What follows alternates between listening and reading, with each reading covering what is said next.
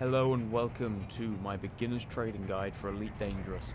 If you've just gotten into the game, you're probably finding it very daunting getting into the trading. I certainly did. So I've just switched into my Sidewinder and I will show you how you can start off trading, show you some of the ins and outs of it. This isn't going to be a particularly in-depth guide, but it will have enough depth to get you started and give you an understanding of how the whole system actually works. So first things first, I will show you a way of increasing your cargo capacity on your Sidewinder. If you go to your internals in the outfitting, you can swap out your shield generator for a cargo rack with a capacity of 4 spaces. So I'm going to do that now. Right, so now my thing immediately has 8. This is where your basic discovery scanner would have been. I, for some reason, don't have it installed at the moment, but you can put in a cargo rack of capacity 2. So automatically you've more than doubled your cargo space, although now your ship is kind of shitty. Yeah, you're gonna be in a very bad position if you encounter anyone. But if you just want to get trading, this is a great place to start, and you get your ship back for free. So you really have no risk when you're using the Sidewinder. Make sure you've got full fuel and everything's alright, especially if you haven't got any shields. Repair everything always. So your main source of information is going to be the galaxy map. So over here you can see I've got some lines around. Let me get rid of these. Right, so these blue lines show your jump distance, where you can jump to. Now this slider here is definitely something to think about. You want to make sure that is on full, so you have full cargo, so you can see your jump distances when you have a full cargo rack. Right, so all of these blue lines indicate where you can jump to with that cargo capacity. You can swap it to fastest routes instead of economical routes, although with the Sidewinder there's probably not going to be any difference at all, I would imagine, unless you're going for much further away systems. But you probably won't be able to jump to all of them anyway.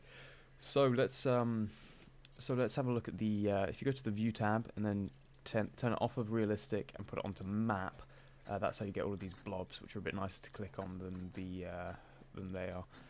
And also you can look at the trade routes. So show trade routes. It will look something. Wait a sec. There's a show button. It'll look something like that, which is daunting as fuck, and I still don't like it. So turn them all off. Turn all of them off. Right.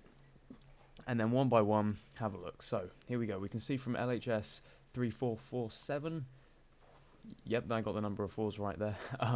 You can see that they export metals to Eravante, which is now as pronounced, and they export metals to LFT 1448. But we can't go to 1448, and let's have a look at Avante. So metals is something to consider, and we can get there. Minerals is also something to consider. So metals something to consider. Was I?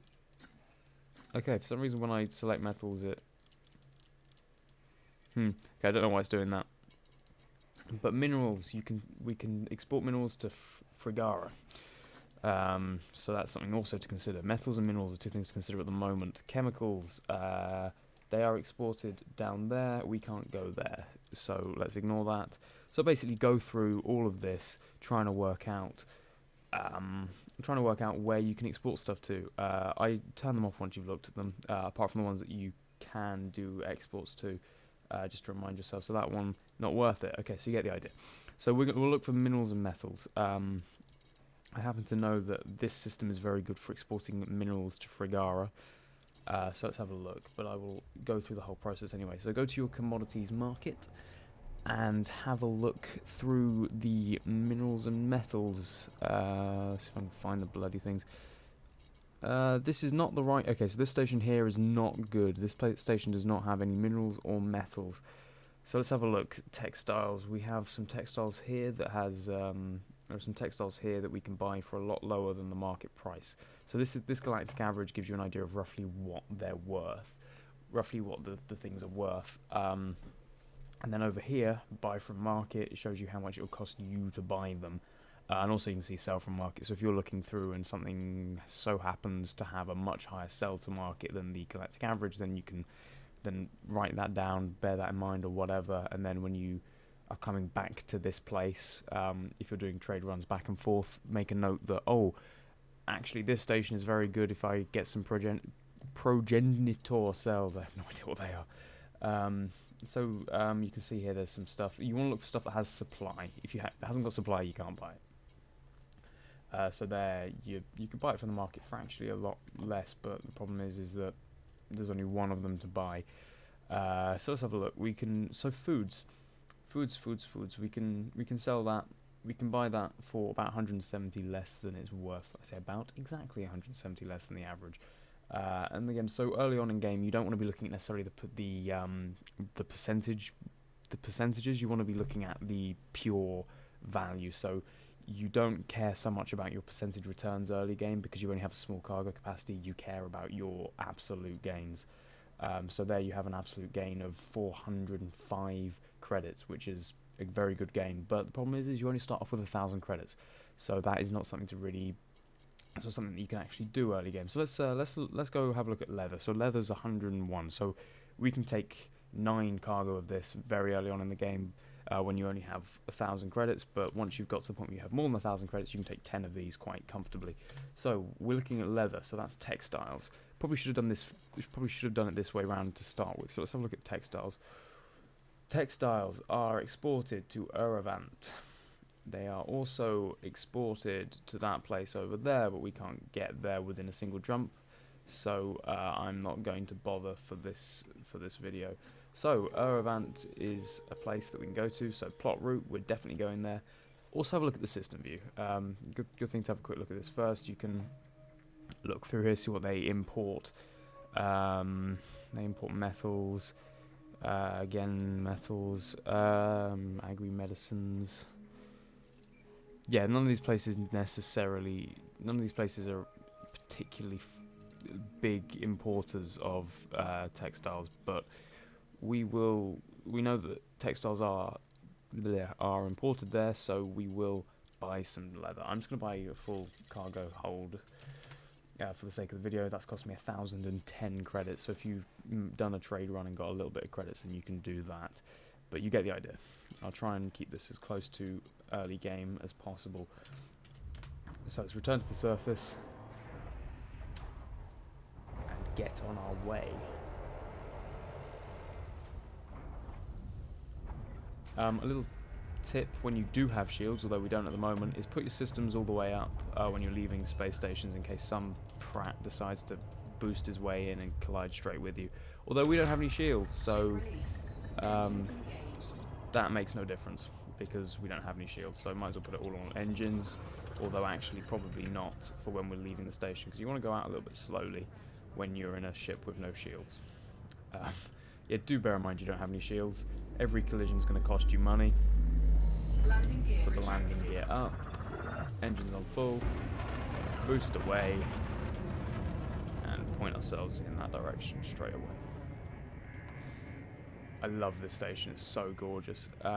We're currently at Dalton Gateway in the LHS 3447 system, and let's get moving. Are we still mass locked? Yes, we are. So now the mass lock has gone, so we can press J and jump.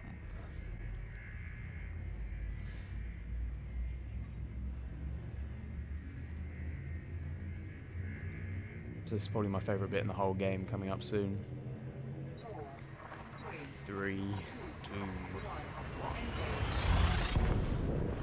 1. Oh, so sexy. The frame rate does just bounce around so much when you're doing this, but the first time I did that was just, that's so and it throws you at the start like it always does. So now that we're here, go to navigation. We think we'll go to the Cleave Club since it's quite close, and then using the little orb to the left of the minimap, we will point ourselves in the direction of the Cleave Club and accelerate. Well, actually we're quite close, so we'll put the throttle down in the blue marker, and then that will regulate our speed pretty much for us, so I could go make a cup of tea if I wanted. Okay, so we're coming up close to there, and we can press J and disengage safely. And here's the Cleave Club. This is another cool sexy station.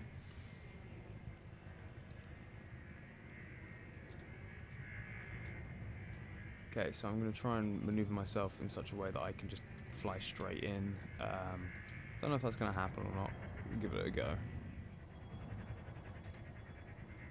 Just pull ourselves around. So hopefully we'll get a decent return on this.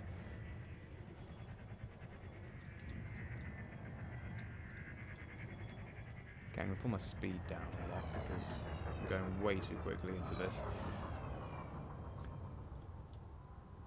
Okay, now, request docking. Don't forget to request docking. Docking request granted. Thank you very much. Don't forget to do that. You generally get docking... You generally get your docking granted, unless the station's full, which these ones very rarely are full. I've never experienced it yet, although some of the smaller ones are often very full. You can be there for quite some time. So number 4, that's what we're looking for. It's up there. So, right. Put the landing gear down. Oh shit. Landing gear deployed. Oh gee, that. Right, so we just gently come into land here. Slow ourselves down a little bit. And then we can start selling the stuff that we've brought here, which was leather, I believe. Slow down even more. And gently down we go. Docking successful. Engines disengaged. Not the worst landing in the world. So first things first, always refuel. You're going to have to spend money on fuel at some point anyway, so might as well do it every time you land so you're never caught without fuel. So, textiles. Hopefully we've made some money on this. I'm not entirely sure whether we will have done. Supply is medium, so we should do hopefully. Sell to market for 280. We paid 101 for this, so we've made a nice profit of 179 on each one. So there we go. Right, so from what is essentially a 1,000 credit investment. Actually, no, scratch that because we paid money. You had to pay money for the cargo capacity. So within a few trade runs, you'll be able to afford to do this for a nice profit of 1,700 credits. So there we go. Now we have a bit more credits than we had before. I didn't take note of what we had before, but it was presumably 96,000 roughly. So there we go. That's how you trade. Now, obviously, something you want to do is you want to now go back to your navigation, go to your galaxy map, and see where you want to go next. So if you've decided you want to go back to LHS 3447, go to your view, get rid of that one since we know that they don't take that. So we know, right, metals. So we now need to quickly run back, see what stuff is exported from Everite to that lovely system that we were at previously. So machinery is, so we can have a look for machinery. Have a look for machinery on the commodities market. We can see there's a nice high supply of mineral extractors, which we can buy for a lot less than we paid than the galactic average. Sorry. So yeah, I'm gonna buy some of them. You might want to buy.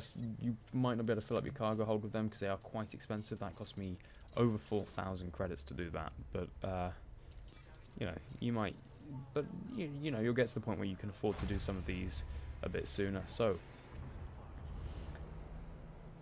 we're now turning around and we'll leave and head back to the LHS 3447 system and go back to where I can store this ship. Oh, you bastard. And there's the star. There's the star. Right, so I'm going to head back to... I'm going to head all the way to Dalton Gateway because that's where my Eagle ship is stored, and for the next video in this little series of how to make money as a beginner, I'm going to use my Eagle just for ease.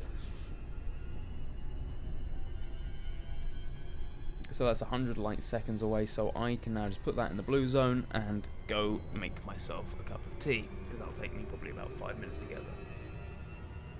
So thank you for watching, and toodaloo.